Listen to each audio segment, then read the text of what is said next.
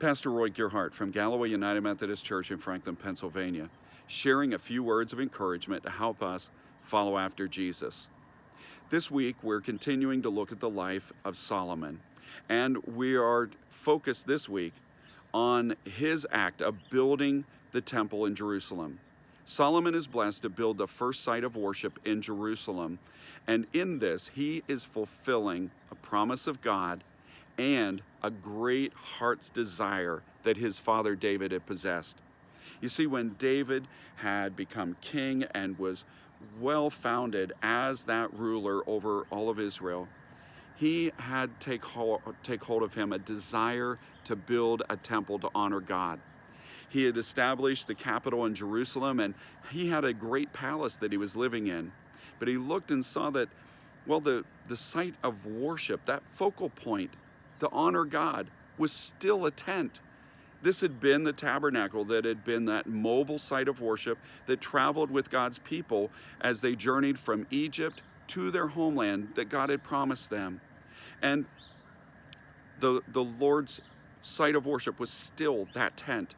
Well, David felt like this just doesn't fit. This is not right, that I should be living in a nice house and palace, and God is, so to speak, living in a tent. He had a great longing and desire to build a temple that would honor God, that would kind of give God his due. But the Lord told David no. He said, "No, David, you have fought many battles. There's a lot of blood on your hands." He said, "No, David, you're not the one to do this." He said, but the Lord gave David a couple of promises. He told him, "David, I promise you that I am going to put a descendant of yours on the throne over my people forever."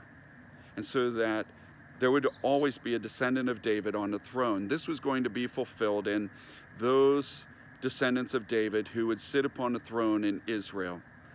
But it would ultimately be fulfilled in our Savior Jesus, a descendant of David who would be the forever king of God's people. David was given another promise as well. And the Lord said, "David, I am going to have one of your sons build the temple that you are longing to build." And so Solomon, on the day that they dedicated the temple, made a point of recognizing the fact that he had not done this of his own initiative, but he was doing something that God had promised and had directed. God had promised that David's son would be king, and so he was. And God had promised David that his son would build the temple, and so he had.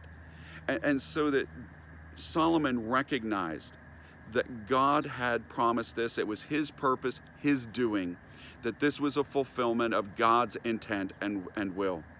And this though has raised a question for me. What if David had insisted on going ahead and building that temple, even though the Lord told him, "No, I don't want you to do it"? What if David had said, "But I have this desire. I mean, this idea is so vivid and meaningful to me. I have to do it. I can't let this go." And what if he had tried to build that temple? He would have done it with all kinds of good intentions, but he would have done it in disobedience to the Lord. And he had already been told that to obey is better than sacrifice.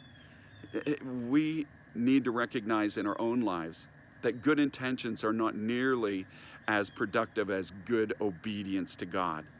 And I look back on my life and I realize there was many times that I have pushed God with desires that I had in my heart. I want to do this, I want to do that, and I wanted to build in my life in directions that I thought would be awesome. Some of those have been business pursuits or other desires that I had to pursue, ambitious undertakings in my life. Some of it's been about ministry, where it's like, "God, I want to do this for your glory and honor, but I want to do it this way, my way."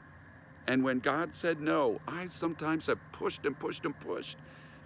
And what I've learned is that when I push and push and push like that, all that I do is push myself away from God. And I end up in a place that I don't want to be, a place where I have distanced myself from God, a place where I'm doing something that is not his will, and his blessing is not on it. And worst of all, it's like his presence is not in it. I'm on my own. and I long for his presence and the nearness of walking with him in obedience and faithfulness. You see, the Bible tells us that unless the Lord builds the house, the laborers are working in vain. And that's true no matter what you're trying to build in your life. Even if you have great intentions to honor God and to do good with it, if it's not in obedience to his purpose and will, then you're working in vain. So build nothing but what God desires, and his blessing will be in it.